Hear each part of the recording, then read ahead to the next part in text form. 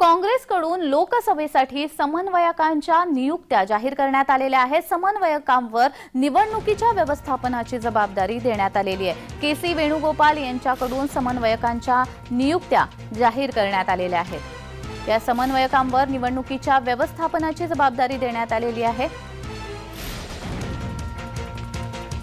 काँग्रेसकडून लोकसभेसाठी समन्वयकांच्या नियुक्त्या जाहीर करण्यात आलेल्या आहेत। या समन्वयकांवर निवडणुकीच्या व्यवस्थापनाची जबाबदारीही देण्यात आलेली आहे।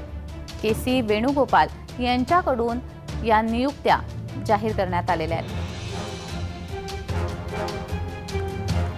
लोकसभेसाठी काँग्रेसकडून समन्वयकांच्या नियुक्त्या जाहीर करण्यात आलेल्या आहेत। के.सी. वेणुगोपाल यांनी या नियुक्त्या जाहीर केलेल्या आहेत। तर या समन्वयकांवर निवडणुकीच्या व्यवस्थापनाची जबाबदारी देण्यात आली आहे।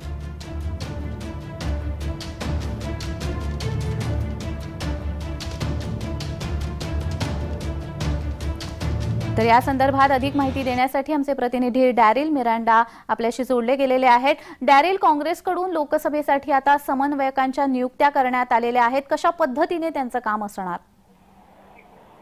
काँग्रेसकडून लोकसभेसाठी समन्वयकांच्या नियुक्त्या जाहीर करण्यात आल्या आहेत। आगामी लोकसभा निवडणुकीच्या पार्श्वभूमीवर काँग्रेसने राज्यातील 48 लोकसभा मतदारसंघात समन्वयक नियुक्त केले आहेत। या समन्वयकांवर लोकसभा निवडणुकीच्या व्यवस्थापनाची जबाबदारी असणार आहे। काँग्रेस पक्ष राज्यात इंडिया आघाडीच्या माध्यमातून निवडणूक लढणार आहे। तर काँग्रेस नेमक्या किती आणि कोणत्या जागा लढणार हे अद्याप निश्चित नसले तरी काँग्रेसने सर्वच मतदारसंघात आपली संघटनात्मक ताकद उभी करण्याचे ठरवले आहे।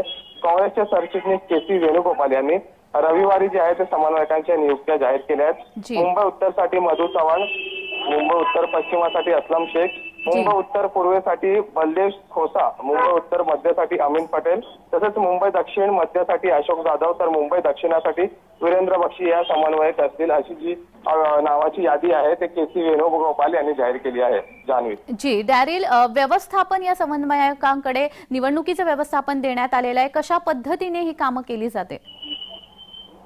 ज्यांनी आपण पाहिलं तर रविवारी जे आहे ते नियुक्त्या करण्यात आल्या आहेत। तर यांच्यावर जे आहे ते जी जबाबदारी असणार ते लोकसभाचे जे संघटनात्मक पक्षाचे जे संघटनात्मक काम असेल त्याची जबाबदारी त्यांच्यावर सोपवण्यात आली आहे। पक्ष मजबूत कसा करायचा, कार्यकर्त्यांपर्यंत कसा पोहोचायचा, पक्षाचा जो काम आहे तो कार्यकर्त्यांपर्यंत कसा घेऊन जायचा, अशी अनेक जबाबदाऱ्या ते या लोकसभा समन्वयकांवर असणार आहे। जी जी, डॅरिल, तुमच्याकडून आम्हाला पुढच्या बातमीसाठी सुद्धा माहिती हवी आहे, त्यामुळे तुम्ही असेच जोडलेले राहा।